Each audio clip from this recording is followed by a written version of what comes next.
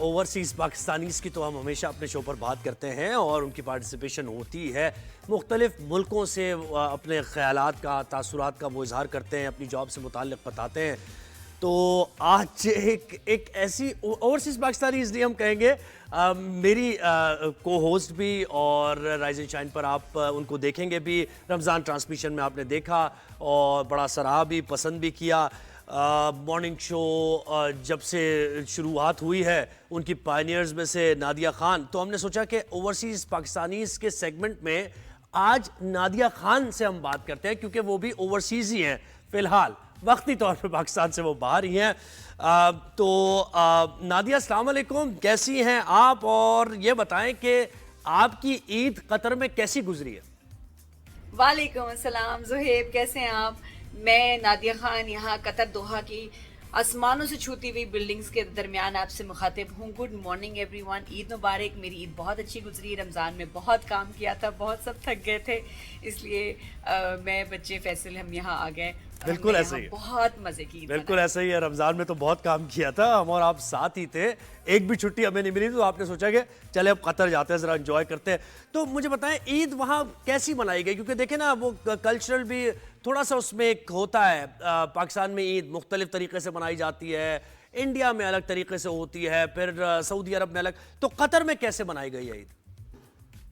दोहा में पाकिस्तानी हैं, दुबई से कम है, लेकिन हैं। और अच्छी बात यह है कि यहाँ इतने सारे इवेंट्स हो रहे थे ईद के दौरान मॉल्स में, एंड अदरवाइज ऑल्सो एक एयर शो हुआ, बहुत ही खूबसूरत, और उसमें एरोबेटिक्स थे, बड़े खूबसूरत वो हुए हैं। डिज्नी का शो चल रहा है, हर जगह डिस्काउंट सेल्स हैं, फायरवर्क्स और बहुत कुछ। तो बड़ी रौनक है यहाँ। ईद लग रहा है कि ईद मना रहे हैं ज़ोर शोर से सब लोग यहाँ। Everybody seems very happy. ईदियाँ किसने कितनी एक दूसरे को दी हैं वो मुझे नहीं पता, लेकिन वैसे यहाँ बहुत बहुत रौनक है।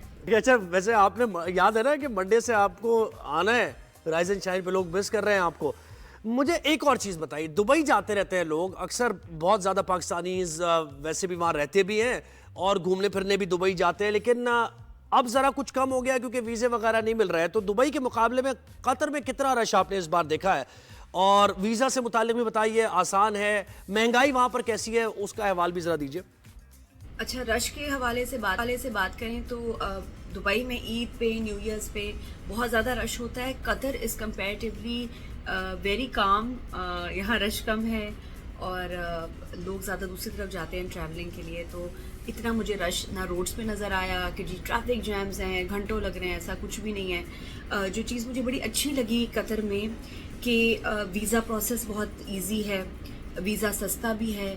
हमारे साथ जो फ्रेंड्स आए थे उनसे तो वीज़ा एयरपोर्ट पे लिया भी नहीं। पाकिस्तानी के लिए वीज़ा ऑन अराइवल है, कुछ उसमें बस उनकी फॉर्मेलिटीज़ हैं, वो अगर पूरी हों तो वीज़ा बड़ी आसानी से मिल जाता है। इसके अलावा वीज़ा फ़ी मुझे बहुत कम लगी। मुझे यहाँ वैसे जनरली ज़रा महंगाई कम लगी क्योंकि यहाँ का जो फ्यूल है, तेल है, वो सस्ता है, तो उसकी वजह से हर चीज़ पे इम्पैक्ट पड़ता है। मुझे शॉपिंग सस्ती पड़ी, फ़र्क है दुबई से प्राइसेस में अगर देखा जाए। इसके अलावा ऊबर बहुत सस्ती है, तो कम्यूट करने में आप हैरान हो जाते हैं कि आप इतने कम पैसों में 20-40 अगर दिरहम की बात की जाए उसमें ऑलमोस्ट आप कहीं भी पहुंच जाते हैं बहुत कम टाइम पे, क्योंकि रश भी नहीं होता और सस्ता है यहाँ तेल, तो फ्यूल जो है सस्ता है, तो ये एक अच्छी बात है। बिल्कुल बिल्कुल। मुझे याद है जब रमज़ान ट्रांसमिशन हो रही थी तो आप प्लान कर रही थी कि अब मैं कतर जाऊंगी, मैंने दुबई नहीं जाना है और कतर देखना है, बड़ा ज़बरदस्त है। टूरिज़म से मुताल्लिक़ अगर हम बात करें, कतर दोहा कैसा है? इंटरेस्टिंग जगह है वहाँ पर, और लोगों को भी आप ये कहेंगी कि ज़रा उसको भी एक्सप्लोर करें? दुबई तो बहुत हो गया। लोग बहुत स्वीट हैं, बहुत अच्छे हैं, पाकिस्तानीज़ को पसंद करते हैं। बस मैं ये चाहती हूँ कि कोई अगर कतर या कहीं भी जाए किसी मुल्क में भी एज अ पाकिस्तानी, तो कोई गलत काम में ना पड़े, क्योंकि फिर सब पे फ़र्क पड़ता है, बदनामी होती है और लोग इम्प्रेशन ख़राब होता है। तो अभी तक जो मैंने देखा उसमें तो बहुत खुश हो रहे थे कि भी मैं आई एम फ्रॉम पाकिस्तान, सबने बड़ा ख्याल किया। अच्छा, यहाँ ज़ुहैब होटलिंग भी सस्ती है, मुझे खाना भी कंपैरेटिवली अच्छा रीज़नेबल लगा हर लिहाज से। मौसम वैसे ही दुबई, शारजाह, सऊदीया की तरह तकरीबन मौसम है। 2 घंटे का फ़र्क है टाइम में, पाकिस्तान से 2 घंटे पीछे है।